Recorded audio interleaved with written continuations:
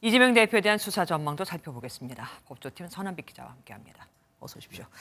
체포동의안이 가결됐으니까 이제 다음은 법원의 시간이 됐습니다. 서초동에서는 발부 쪽 의견이 많습니까? 아니면 기각 쪽 의견이 더 많습니까? 저희가 여러 명의 현직 판검사 그리고 전관 출신의 변호사들에게 좀 어떤지 의견을 구해봤습니다. 네. 결과는 발부와 기각 의견이 거의 5대5로 비슷하게 나왔습니다. 발부될 거다라고 전망한 쪽에서는 판사가 국회가 가결시켜준 사안이다는 압박감을 이기지 못할 것이라는 말을 했고요. 네. 그러니까 국회에서 체포동의안이 통과가 됐는데 만약 판사가 이를 기각시킨다면 마치 국회의 결단에 제동을 거는 모습처럼 비춰진다는 거죠. 웬만큼 용기 있는 법관이 아니면 영장을 기각시키긴 어렵다는 겁니다. 그러면 구속을 피하게 될 거라는 쪽에서는 근거가 뭐라고 합니까? 신기하게도 이쪽에서도 법관이 받는 압박감에 대한 이야기를 했습니다. 예. 제1야당 대표가 구속된다면 헌정사상 처음 있는 일인데요. 영장 판사 한 명이 제1야당 대표의 운명, 더 나아가서는 민주당 자체의 존립을 뒤흔들 수도 있는 중차대한 결정을 내리는 셈이죠. 네. 그래서 상당수 법조인들은 구속영장을 발부하는 데에는 판사가 엄청난 심리적 압박감을 받을 수밖에 없다라며 영장 기각을 예상했습니다. 다만 이런 의견들은 법조인들이 자세히 기록을 보지 않은 상태에서 밝힌 의견이니 분위기를 전해드리는 차원에서 참고하시면 되겠습니다.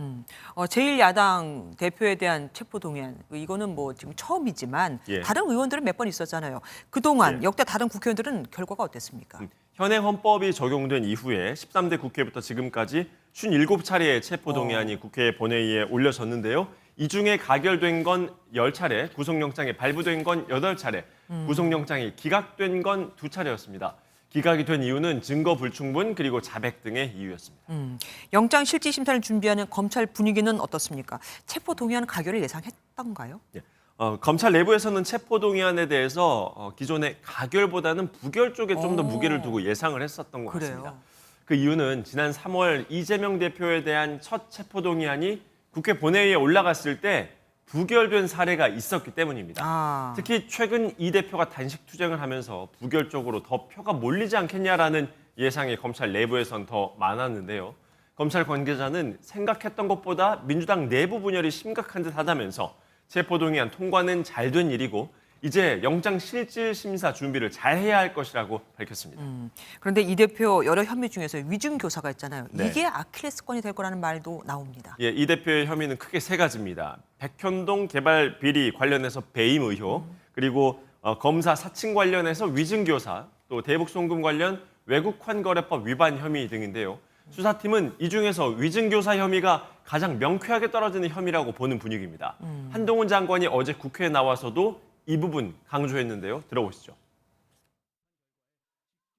재판 결과를 뒤바꿀 만한 위증이었고 결국 이재명 지사에 대해서 무죄가 선고돼서 확정됐고 그 결과 이재명 지사는 경기지사 임기를 무사히 마치고 대선에까지 출마할 수 있었습니다.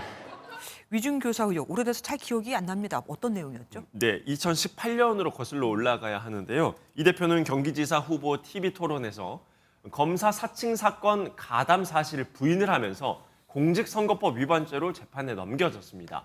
이 대표가 2002년 검사 사칭 사건 당시 김병량 당시 성남시장의 수행비서로 근무한 김모 씨에게 접근해서 허위 증언을 요구했다는 게 위증 교사 의혹의 핵심입니다. 한 장관은 김 씨와 이 대표 사이 통화 녹취록까지 공개를 하면서 압박을 이어갔는데요.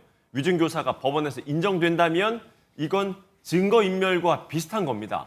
만약 그렇죠. 영장 전담 판사가 이 녹취록에 담긴 내용을 위증 교사의 결정적인 장면으로 인정을 해준다라고 하면 영장 발부 가능성은 더 높아진다고 봐야겠습니다. 예, 여기까지 듣겠습니다. 선한빛 기자와 함께했습니다. 안녕하세요, 김주하입니다. 공정하고 신속한 MBN 뉴스, 유튜브를 통해서도 만나보실 수 있습니다. 특히 더 많은 뉴스와 라이브를 보고 싶으시다면 오른쪽을 눌러서 구독하시면 됩니다. 어렵지 않죠? 빠르고 정확한 뉴스로 계속 찾아뵙겠습니다. MBN 뉴스를 시청해주신 여러분 고맙습니다.